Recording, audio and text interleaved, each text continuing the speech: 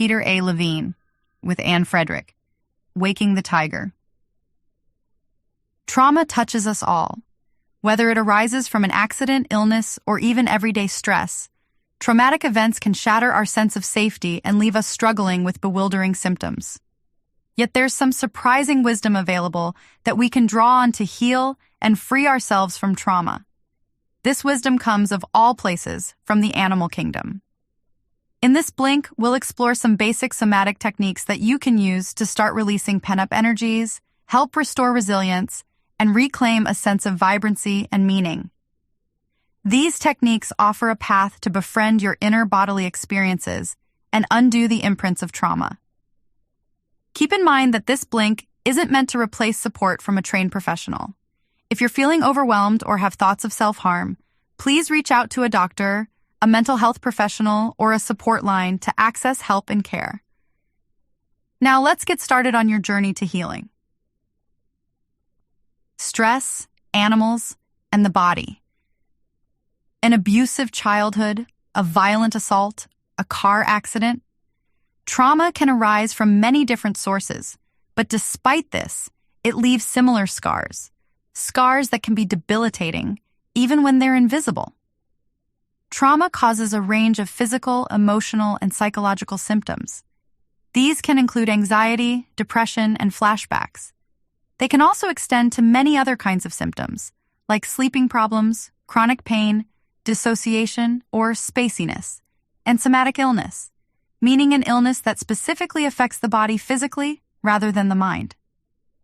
Although it's easy to feel isolated if you've experienced trauma, you're far from alone.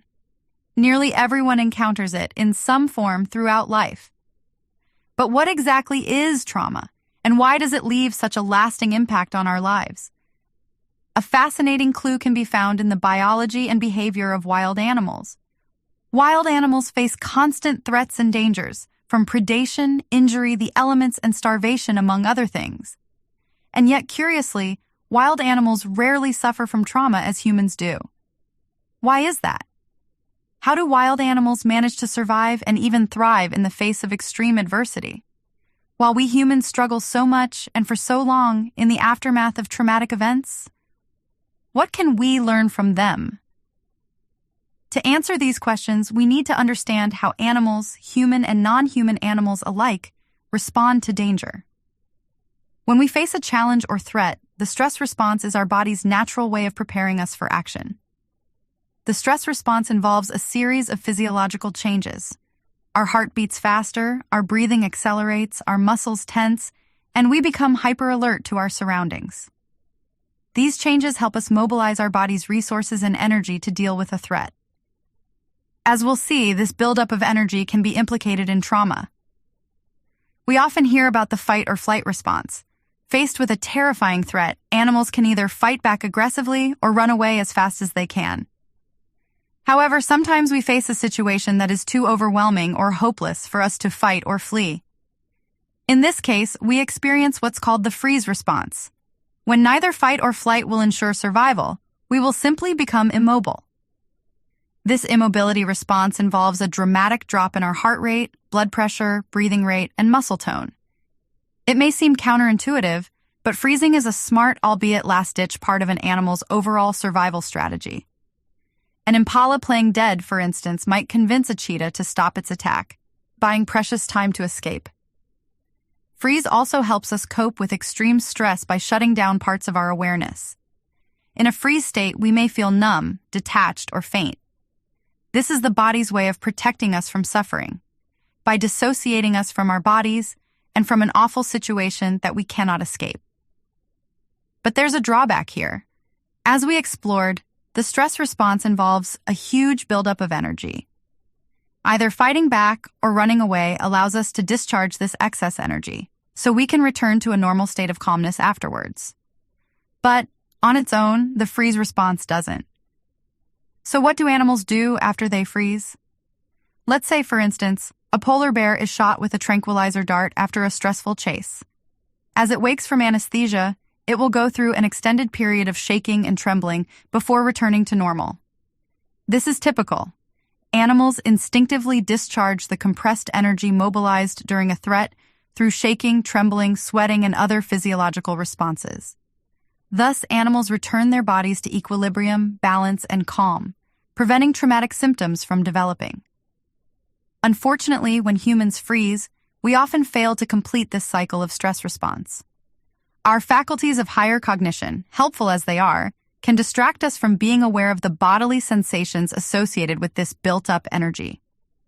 Our social conditioning, too, often leads us to control our behavior, trying to stoically hold ourselves together, instead of letting the energy stored in our body run its course and release itself. As a consequence, we store this unreleased energy in our nervous system and body tissues. This creates a state of unresolved stress that can affect us for years or even decades. This stuck energy, what we call trauma, affects our nervous system and brain in profound ways.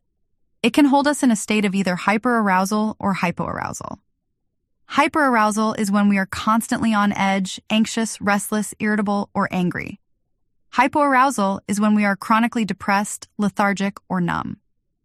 Both states are unhealthy and prevent us from living fully and authentically. Trauma also affects our brain structure and function, impairing parts of the brain that are responsible for memory, emotion regulation, executive function, and social cognition. It creates neural pathways that reinforce fear, helplessness, and avoidance, while impairing our ability to integrate different aspects of our experience, such as thoughts, feelings, images, and actions. A further effect of trauma is that of dissociation, a split between body and mind. The state of dissociation connected with freeze, one designed to protect us from overwhelming feelings, may become chronic. When this happens, we lose touch with our bodily sensations, feelings, and intuition, our felt sense of being ourselves in the world. Tragically, this partially robs us of our sense of meaning and purpose in life. So how, then, do we heal ourselves? How do we come back into our bodies, release this stuck energy, and return to balance and vibrancy? Coming back to the body. How do we help heal the wounds that trauma leaves? The answer is through the body. Our bodies remember and hold trauma even when our minds try to forget. Somatic experiencing techniques offer a compassionate way to befriend our inner bodily experiences and offer a path to help unravel traumatic energies locked in the nervous system and restore a sense of safety in our own skin. Please note that, while somatic techniques can aid trauma recovery, they may also initially trigger difficult sensations or emotions. Proceed very gently and stop if you feel overwhelmed. If you get consistently stuck or distressed, please seek support from a trained professional. Remember to move at your own pace. Healing can't be rushed. Some of the core practices of somatic experiencing include grounding, titration, pendulation, and discharge. We'll expand on these a little in a moment. While these somatic experiencing techniques are all different, they have some things in common. First, they involve working with bodily sensations. While talk therapy has its place, somatic experiencing, as the name implies, takes bodily sensations as central. Second, the techniques work by a process of blending, first creating inner resources that help the participant stay grounded and balanced, and then gradually introducing manageable amounts of a difficult stimulus. Grounding practices bring awareness to the present moment through the senses, rather than being overwhelmed by past or imagined events. Noticing the details of physical sensations, smells, or sounds can help anchor someone in the here and now. This grounding in the body becomes an essential resource in healing trauma. Titration, on the other hand, is about introducing a small, manageable amount of a stressor, providing carefully regulated exposure to traumatic material, so that the nervous system isn't flooded and overwhelmed. Pendulation is about alternating between grounding in the body and small titrated amounts of traumatic material, gently swinging back and forth between zones of ease and zones of manageable discomfort. Discharge refers to releasing pent-up energies locked in the body through shaking, stretching, or sounds. While we don't have space in this blink to look at all of these techniques in detail, let's explore two simple ones you can use to get started along your path to healing. Getting in touch with the felt sense. Somatic experiencing techniques often involve bodily sensation and accessing what's called the felt sense. The felt sense is a term coined by psychologist Eugene Gendlin to describe the subtle, holistic bodily awareness of a particular issue or situation. The felt sense is like an intuitive, pre-verbal sense of something that is experienced in the body, but not yet clearly conceptualized. The notion is a bit abstract, but think of it as the sum total of everything that it's like to be you, as you experience something in a particular moment. Our felt sense is always present, and it continually shifts and transforms, like a stream winding through different terrain, resonating with our inner and outer environments. The felt sense is like the portal through which old traumatic energies are released. Often, there are nascent or unclear felt sensations associated with a traumatic experience. By developing curiosity about these sensations and exploring them slowly, you can start to digest and transform your trauma from the bottom up. To begin building your awareness of the felt sense, here's a simple exercise. Find a book or magazine with plenty of pictures. Something like a travel book or coffee table book is perfect. Sit somewhere comfortable and take several deep breaths. Long, slow exhales through the nose will help you relax and bring you into your body. Feel the sensations in your legs, your feet, and the seat beneath you. Notice any other sensations in your body: tightness, relaxation, warmth, coolness. Just any and all sensations you can detect. Next, look at the first photograph. Observe your response to it. Do you like it? Dislike it? Feel neutral about it? Does it evoke sensations of beauty, calm, curiosity, joy, sadness, or something else? You may have more than one reaction at a time. Now ask yourself, how do I know this is my response? See if you can identify the subtle bodily sensations that accompany viewing the image. The sum total of your reaction, the sense of what it's like to be experiencing the picture, is the felt sense. Attend to these sensations for a few minutes. Do they morph, disappear, intensify, or shift? However they move, just notice with curiosity. If any discomfort arises, gently redirect your attention somewhere else until you relax. When you're ready, move on to another picture and repeat the sensing process. How do things change? You can repeat the exercise using different pictures for as long as you like, tuning in to how your felt sense shifts.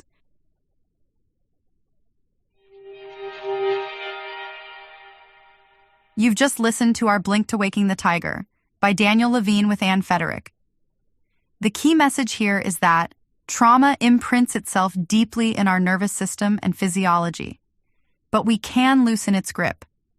We've seen that wild animals have a way out of trauma, using direct contact with bodily sensations to discharge and release pent-up energies. By accessing the felt sense and using it as a grounding resource, we can gently blend in small, manageable amounts of stress. This will allow us to befriend our inner bodily experiences with curiosity and compassion, and restore the nervous system's capacity for regulation. In doing so, we repattern neural pathways of fear and dissociation into ones of groundedness and integration. Like the animals, vibrant aliveness is our birthright. Through resolving our trauma with somatic techniques, we can come home to our natural state of ease, joy, and flow. Okay, that's it for this Blink. But before we let you go, we wanted to let you know that this Blink was narrated by an AI-generated voice model, me. And we're curious to hear what you thought about it. So if you could take the time to leave us a rating and maybe a quick comment, that would really help in improving our future content. Thanks as always for listening, and see you in the next Blink.